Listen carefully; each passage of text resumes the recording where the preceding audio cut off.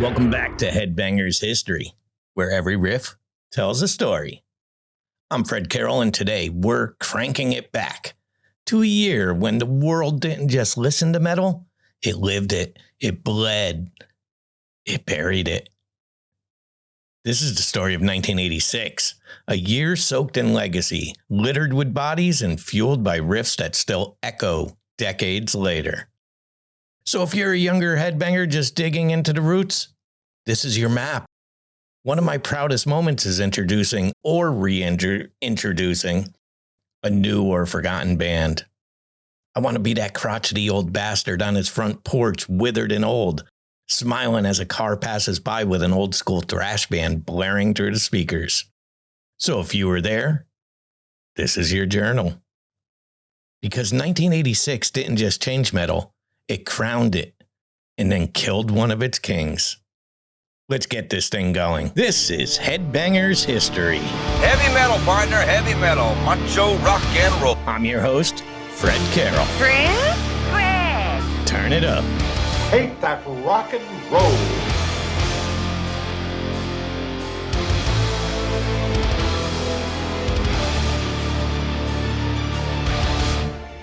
What's up, everybody? As I said before, I'm here for you guys. I'm here to just educate, tell my story, my versions. This is fun to me. This is what I really enjoy doing. I know that I don't always hit on the points like you want me to, and I don't hit on the bands that you want me to, but write into me. That's fine. You can do that by writing into Left Eye Lazy Media at Outlook.com. You can leave comments. Head over to the YouTube channel, Headbangers History. Just type it in. The link's below too, but you could just type it in. That's a whole different version of this. This is more long form. That's 8 to 12 minute videos. Try to keep your attention. Try to teach. Try to educate. Try to reinvigorate this metal scene so we could all live it together. And like I said, I want to be a crotchety old fuck. Can I say fuck? I said fuck. That's 3 fucks. Now 4. So let's start where the riffs were divine. 1986 dropped 3 of the most legendary metal records of all time. And they all came from Thrash's Holy Trinity. And that's Metallica, Megadeth, and Slayer. Not in that order necessarily for everyone, but you get what I'm trying to say. So we're going to start with Metallica. Master of Puppets. This was released March 3rd, 1986, and I remember going out to buy it. I bought it at a Kmart. I was with my friend Billy, and we were looking for new tapes at the time, and we stumbled across this Metallica album. Not stumbled, because I was already listening to him, but Billy wasn't. And it was Billy's money in Billy's wallet. So Billy bought this and we listened to it nonstop. But it had no radio hits, no MTV darling. And yet Master of Puppets sold millions and rewired a complete genre. Cliff Burton's bass work on this album? It was more than rhythm. It was a character in the story. The song Orion alone could be its own opera. And let's not forget, this was Cliff's last album, the last Cliff ever recorded. We're going to talk about what happened to Cliff later, but for now, remember this, Master of Puppets is not just a metal album, it's a goddamn monument. Then there's also Slayer, Rain and Blood. One of my top go-tos. This was October 7th, 1986. Produced by Rick Rubin, who up until then was mostly working with hip-hop. Check out the Beastie Boys, a guilty pleasure of mine. Loved the band. But Slayer gave him something pure, feral, and unfiltered.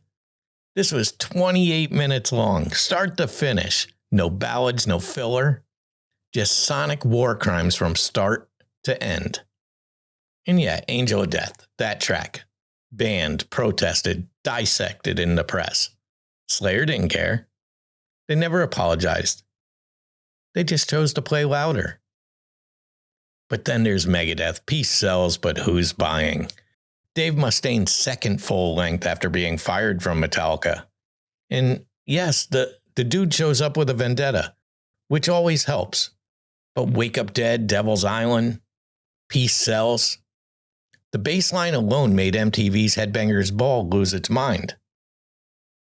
Dave Mustaine wasn't writing songs. He was writing grudge with rhythm. And that was just the front line. So let's get into some of the deeper cuts. Underground heroes and such. So there's Flotsam and Jetsam.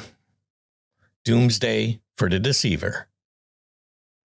This particular album was released just months before Jason Newsted got the call to join Metallica. It was technical, it was aggressive, hook heavy. You could hear why Metallica stole him. Then there's Candlemass, Epicus, Doomicus, Metallicus. This is where doom metal put its velvet robe and goes full theater. It had epic riffs, Messiah Marcolin's operatic vocals. Black Sabbath laid the groundwork, Candlemass built the cathedral. Creator, Pleasure to Kill, one of my go-tos. German thrash at its most bloodthirsty. I was way ahead of the curve, and I'm not saying that from bragging rights, it's just my taste led me into the darker side, and at the end of this, I'll discuss why I probably went to the darker side. But it was total chaos, had zero polish, nothing but attitude. And then the Canadian greats, Voivod, with Roar, which is RRR, Sci-fi themes, jagged riffs, complete alien sound. Voivod wasn't trying to be American thrash. They were inventing cyberpunk metal before the word even existed. These albums weren't charting, but they were infecting. In basements and tape trading circles, which is something I was very heavily involved in the hands of the next generation of metalheads. So let's talk about the fall of Cliff Burton. It was September 27th, 1986. I know exactly where I was that night. It was a Saturday. And I only know because of when I heard the news. But here's the story. Metallica was on the Damage Incorporated tour in Sweden. They had just pulled an insane show. Everything was buzzing. That night, Cliff and Kirk Hammett drew cards for bunk spots. Cliff pulled the ace of spades. He got to choose. So he picked Kirk's bunk. In the early morning hours, this bus skidded off the road. The window popped, Cliff was ejected, and the bus landed on him for lack of better terms. He was 24 and this was it. So I was laying in my bed. It must have been around midnight on that Saturday into Sunday. I don't know what time it was in Sweden. I could do the math, I suppose, or somebody from Sweden could tell me the difference in the time length between us. But this guy, Mike Z was a very popular DJ on our college radio show, WNHU, out of the New Haven University of New Haven, however you say it. But WNHU on Saturdays was all metal from, I believe, 3 o'clock in the afternoon till 3 in the morning. Different DJs, different sets, but Mike Z was on the late night shift, and he came on and announced the death of Cliff Burton, to which hit me pretty hard. I wasn't a crier. I wasn't anybody that got too overly emotional, but these were my heroes at that point of my life. I was merely just turned 17 at this time. And I sat there and reflected as he played all the softer songs from Metallica and a few. Believe me, the whole show was Metallica after that.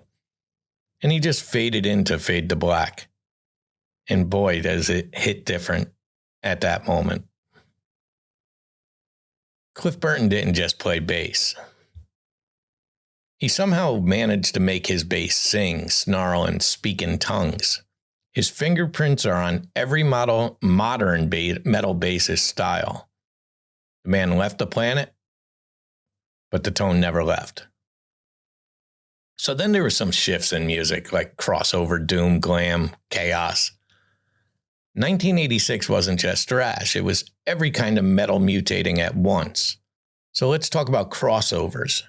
This is where punk and metal start dating. They get drunk, make a baby that punched holes in drywall. But we'll start with DRI, Dirty Rotten Imbeciles. The album was dealing with it. And this was the start for me. I was a DRI listener in my hardcore era, which was short-lived. I just didn't have it just didn't grab me like every other piece of music did. Still appreciated it, though. And I'll always appreciate a piece of music, whether it's Elton John or Sabaton. I don't have to like it. I don't have to love it. But you have to appreciate it because they're doing something that I'm not. And that's an accomplishment in itself. And that goes for all these bands, that you shouldn't go around saying that a band is good, great, bad, horrible. Let's not label them. They're either for you or not for you, but we don't have to be negative. But DRI's Dealing With It was the opening for me. Then there's Corrosion of Conformity, Animosity, and they're a band that swayed many different genres. Go listen to them at the beginning and listen to them at the end. It's amazing. And then the great Cro-Mags. There's somebody I really enjoyed. The Age of Quarrel. So the mosh pits got faster, the songs got shorter, and the attitude was off the charts. But Glam was still alive, barely holding on. It was having its last real victory lap. You had Bon Jovi, Slippery When Wet. Mega monster album. Poison's Look What the Cat Dragged In. Another monster. And Cinderella Night Songs. These were bands that sold out arenas, but they weren't the future. They were hairsprayed echoes of a dying scene, because underneath all that glitter, metal was getting meaner. So let's move it back into the tours and the firsts and the moves. Like Iron Maiden released Somewhere in Time. I loved that album, loved it. Bringing in guitar synths and time travel vibes. Some fans cried foul, but it crushed live. It absolutely crushed live, and I saw him, I think, 7 times on that tour. Ozzy Osbourne toured on The Ultimate Sin with Jakey Lee on guitar. In the opening band, Metallica. Metallica was opening for this tour. Let it sink in, because I was there. I remember going to this show, and when you walked into the New Haven Coliseum, and I looked down and saw nothing but, basically it was the album cover of Master of Puppets, but it was strings connected to a cemetery scene. I don't know if they played more than 7 songs, but it felt like the whole night. And then Ozzy comes down in his chair from the ceiling. It was electric. It was amazing. He changed the game. He really introduced us and let Metallica become who they are. But you also had Anthrax. You had Overkill and Exodus.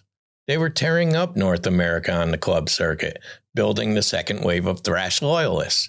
And I was lucky enough to live close enough to New York City where I could go to the Ritz. I can go to all these, and the Ritz was the old Studio 54. These medium-sized venues.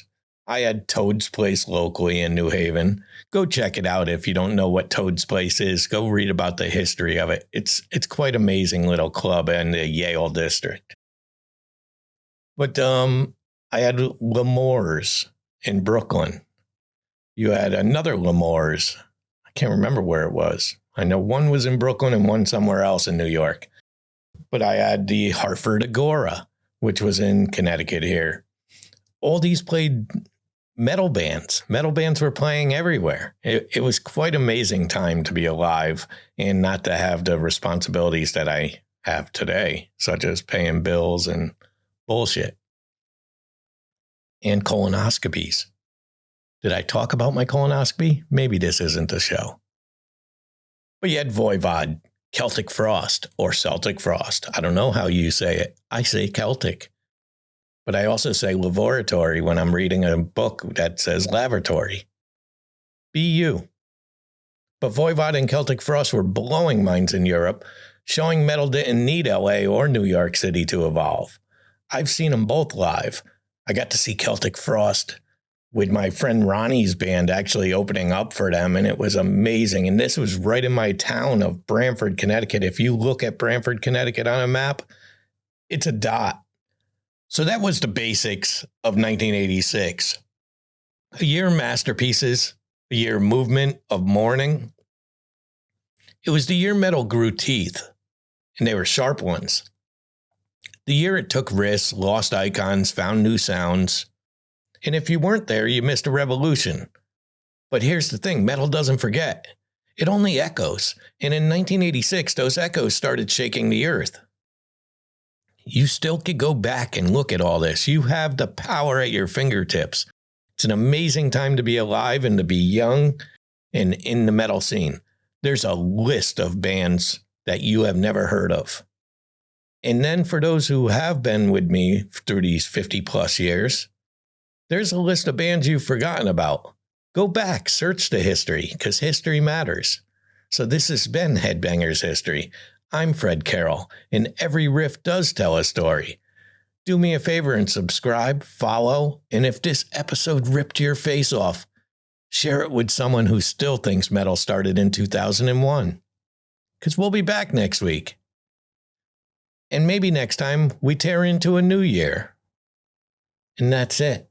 So without getting too deep into this, I want people to realize that, yes, I'm a human being. I'm a normal person. But before the podcast, before the riffs, the research, the chaos of tours and trivia, there was a kid who learned early on that he had background noise in his own house. Once my baby sister was born, my parents were overwhelmed. They weren't bad people. They weren't abusive, but they were busy, preoccupied. And just like that, I became the hello, goodbye, kid. No one sat me down for homework. No one really asked how school was. I was just kind of there. But one day I found the cabinet, the shitty old hutch. It creaked when it opened. It smelled like mildew, cardboard sleeves, and decades of neglect. But inside was my portal. This is how I was introduced. That cabinet was stuffed with vinyl, every psychedelic act of the 60s, and some oddball rarities that even record store clerks couldn't name. I was gifted that whole collection recently. Same records, same hutch, same smell, the smell of my fucking past. And that's where the dreamer in me was born. Right there on the floor, holding a gatefold sleeve like it was a map to another world. So vinyl wasn't just music, it was mythology. The covers told the story before the needle even touched the groove. I'd study every detail, wonder what the hell Strawberry Alarm Clock wanted me to see. The lyric sheet became my Bible. Every line felt like gospel. And then there was In-A-Gadda-Da-Vida. This was a 17-minute acid trip dirge that just vibrated through me. It was repetitive, strange, barely even a song. But it connected and it was mine. It was so different from anything I've ever heard. And my dad hated all this. He'd say I listened to the devil's music. He literally threw away copies of Motley Crue's Shout at the Devil, also possessed 7 churches.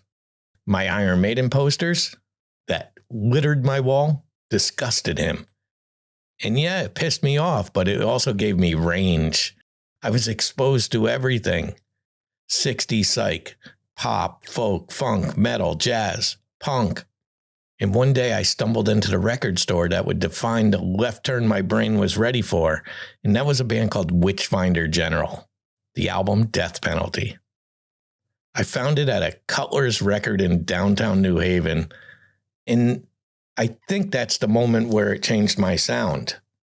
I didn't know what doom was, but I knew it felt like home. I also used to go to this Peaches Records, and that was kind of church-like. Bright lights, records and crates, genres labeled with Sharpies on cardboard. Teenage workers always had some weird shit music that sounded like high school mood swings. But I'd get my allowance, lie about where I was going, and head to Peaches just to dig around.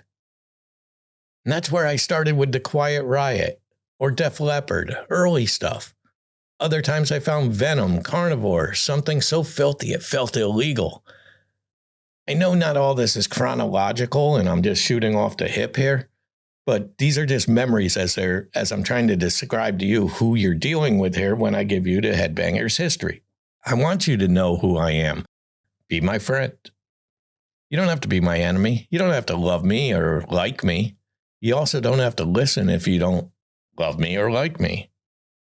But if you do, I want you to know that I am somebody that cares deeply about life, love, all these things. So those bands, they were all mine, like secrets you didn't want to share in case the world tried to ruin them. Concert tickets, that was a war. I'd go to bed at night, wait till everyone was asleep, then climb out my fucking window using an emergency ladder. I'd sneak through backyards, hop fences, split a cab to the New Haven Coliseum with other friends who snuck out. Because you know what? You didn't buy tickets online. There was no online. You lined up on a sidewalk until the windows opened with ruffians all over the place at 3 a.m. in the morning. I was like 14, 15, 16 years old doing this. But that's what you did. You sat on the sidewalk, got in line, first come, first served. My parents never caught on. And they were smart people. They thought I was still sleeping. And that's part of my double life here. And I can admit it now, I'm 55 years old. I also started a band, and Born Dead wasn't just a band, it was a manifesto. We started it before any of us even knew how to play an instrument or owned any gear. It was a conversation between kids. We were 13, 12, 13, 14. I started as a drummer because I said, I'm going to be the drummer. I sucked at it. I coerced the lead singer to go solo on without an instrument, switched to bass, which he was playing. He had the equipment. I still sucked. I was, I learned the E string like it owed me money. I lived on that one thing. But when Rush entered my life, that's when I got to work. All of our songs were textbook teenage angst. Satan, death, killing, cries for help disguised as rage. We didn't have any rage. We didn't even know what rage was. We had one track, Rest in Pieces. This was the one track that was radio ready, where we were nobodies, but we felt like rock stars. And that was played on that WNHU pretty often. But then came the drama. One bandmate hooked up with a girl, another hooked up with the girl's sister. And just like that, Born Dead was dead. But it mattered. It really did matter because all my memories still flood back to those moments. Going to the garage, writing songs, writing lyrics. That was very important in my life because I did become an author. I am an author. Not became, I am. I write movie scripts today. I write a lot of books. I have 17 of them, I believe. You can find me on Amazon. Fred Carroll, 2 Ds, 2 Rs, 2 Ls. I spent countless nights with massive coiled headphones clamped to my skull. Borrowed cassettes, bootlegs, dubs. Then came MTV and eventually Headbangers Ball. Saturday nights, the weirdos finally had their own church service. It didn't matter what you liked, glam, thrash, death, punk. If you showed up, you belonged. The show shaped dreams. It taught me that the lifestyle mattered just as much as music, and I wanted it all. I really thought I was going to be a rock star.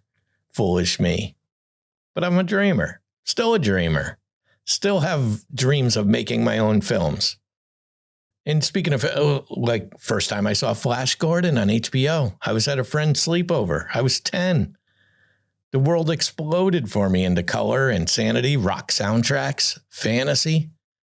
The movie screamed metal, even without guitars. Then came John Hughes.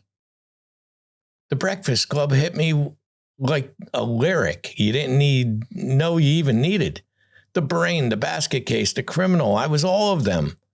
Hughes was the only adult who seemed to get it. And years later, Almost Famous destroyed me.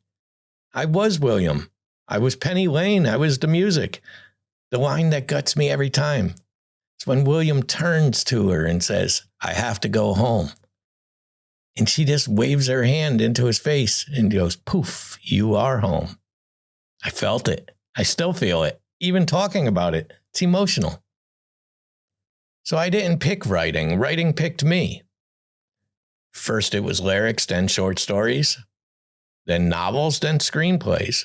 Actually, the screenplays came before the novels, but you get what I'm saying. I'm just getting excited here.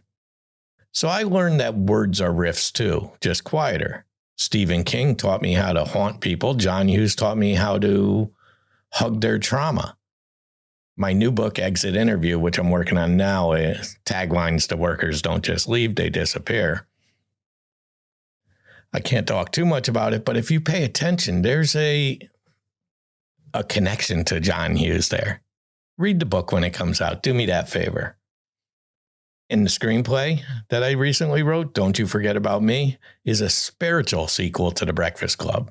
Of course, a play off the famous song, Don't You Forget About Me. It's not a remake, though. It's not a reboot. Just a grown-up look at a detention scar that never fully fade. So that's it. The first record, the first heartbreak, the first escape. If you felt seen, this show is for you. This isn't just about famous bands. It's about all of us who have survived by volume. So do me a favor and subscribe, rate it, share it. Tell me what's your first riff. Tell me your stories about your favorite time out to see a band. This is Headbangers History. I'm Fred Carroll. Every riff tells a story, and I'll see you next week in the pit. I'm out of here. Be good, everyone. Don't forget to head over to YouTube and join the pit.